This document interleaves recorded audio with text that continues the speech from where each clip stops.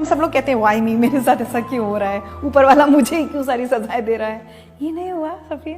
एक चीज़ मैंने पढ़ी थी जब मैं कॉलेज में था कि मुसीबतें उसी के कंधे पे आता है जो उसको उठाने के लिए सक्षम होता है।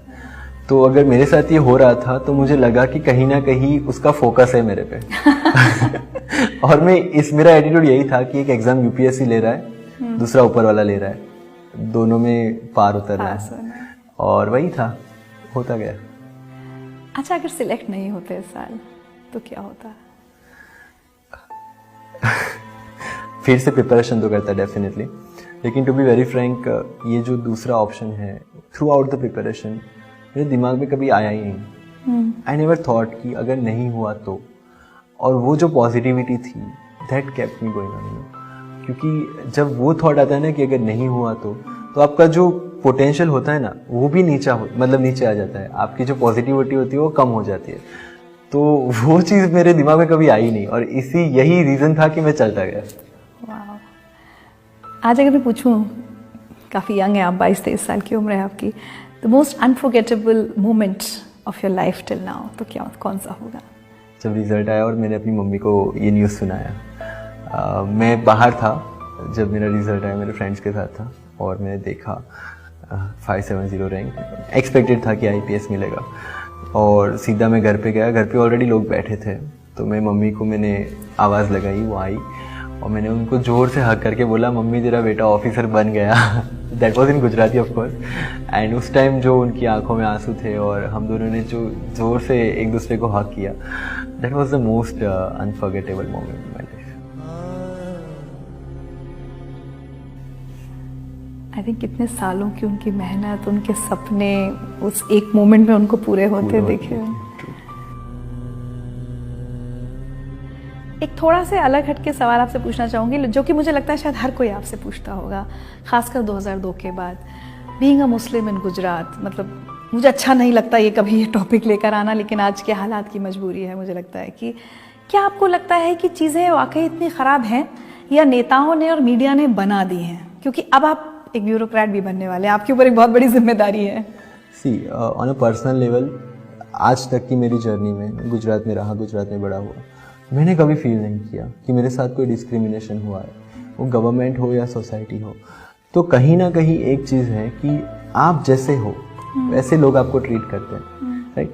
अगर कुछ चीज़ें होती है, अगर इतना बड़ा देश है तो थोड़े हादसे होने हैं, उसको आप कितने अच्छे से टैकल करते हैं एक समझदारी के साथ। क्योंकि जब लोग बोलते हैं कि धर्म खतरे में है, तो एक चीज़ है कि धर्म कभी खतरे में नहीं हो सकता, और जो खतरे में है वो धर्म ही है।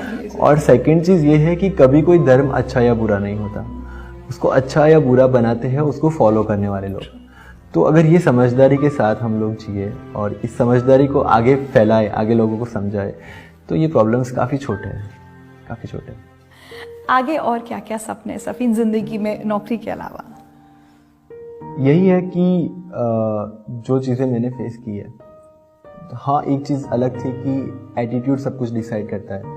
प्रॉब्लम्स तो सबके साथ होते हैं, आप उसको कितने अच्छे से, कितने पॉजिटिवली टैकल करते हैं।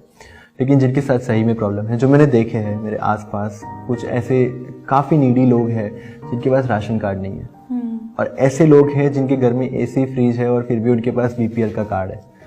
तो ये सारी चीज़ें जो सिस्टम में प्रॉब्लम है, जो इनइक्वालिटीज़ है, उसको कम करने के लिए काफ़ी काम करना है।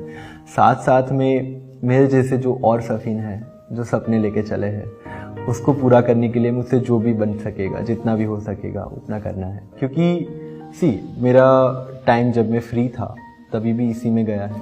क्योंकि आप वही करते हैं एज ए यंगस्टर हो या कोई भी एज में, आप वही करते हैं जिसमें आपको मज़ा आता है। मुझे लोगों से मिलने में, लोगों के प्रॉब्लम्स को समझने में, उसको सॉल्व करने में, उसमें ही मज़ा आता है। बच्चों के साथ टाइम स्पेंड करने में मज़ा आता है। तो यही शायद मेरी लाइफ को आगे डिफाइन करते रहे, और पता नहीं आगे और काफ़ी आगे जाना है। तो जिन सब लोगों ने मिलकर आपके सपनों को पंख दिए हैं, उड़ान दिए, आप उनको क्या मैसेज देना चाहेंगे आज? जो मेरा सपना पूरा हुआ, और उन सब में जो मेरे फ्रेंड्स है, मेरे रिलेटिव्स है, सोशल वर्क में जो लोग मेरे साथ जुड़े थे, मेरे टीचर्स है, प्रोफेसर्स एंड ऑल, सबसे पहले थैंक यू सो मच कि आपने मुझे लाइफ में जो सिखाया, जो अपॉर्चुनिटीज़ दी, उसकी वजह से आज मैं यहाँ हूँ। जो आपने मेरे में भरोसा रखा, उसकी वजह से आज मैं यहाँ हूँ। और बिलीव मी, आगे भी इस भरोसे को कायम रखने के लिए मेरी कोशिश हमेशा जारी रहेगी। अपने मम्मी पापा से आज सफिन जो अभी तक शायद नहीं कह पाए होंगे, कोई मैसेज उन दोनों को देना चाहते हैं? यस, मम्मी पापा आप दोनों को यही बताना है कि बाकी सारे पेरेंट्स ने जो किया उनसे हटकर आपने जो किया वो ये था कि आपने मुझे फ्रीडम दिया। आपने मुझे कभी ये नहीं बोला कि तुझे ये करना है या तुझे वो करना है। आपने ऑलवेज मुझे ये बोला कि तुझे जो करना है वो कर, हम लोग तेरे साथ हैं। और शायद वही रीज़न था कि मैंने जब प्लेसमेंट छोड़ा, मैं जब कंपनी में नहीं बैठा, मैंने डिसाइड किया कि मैं दिल्ली जाके पढ़ूंगा, और फिर भी आप लोगों ने बोला कि नहीं तुझे जो करना है तू कर, वी आर विथ यू। शायद उसी वजह से आज मैं यहाँ पे हुआ है। उसके लिए थैंक यू सो मच। और आपने जो सेक्रीफाइसेस किए है उसको अब सफल बनाना वो मेरी जिम्मेदारी है। और सफिन, मुझे लगता है कि ये बातचीत, ये इंटरव्यू अधूरा होगा, क्योंकि मैं हमेशा ये कहती हूँ कि अगर मैं किसी एक व्यक्ति का इंटरव्यू करती हूँ तो उससे हज़ारों लाखों ज़िंदगियाँ बदलती हैं।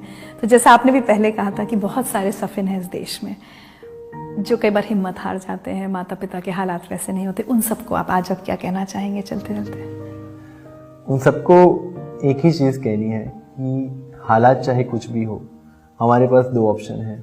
या तो उसको पकड़ के बैठ के पूरी ज़िंदगी रोए जिससे कुछ नहीं होने वाला, या तो उसको एक्सेप्ट करके उससे आगे कैसे निकलना है उसमें लग जाए।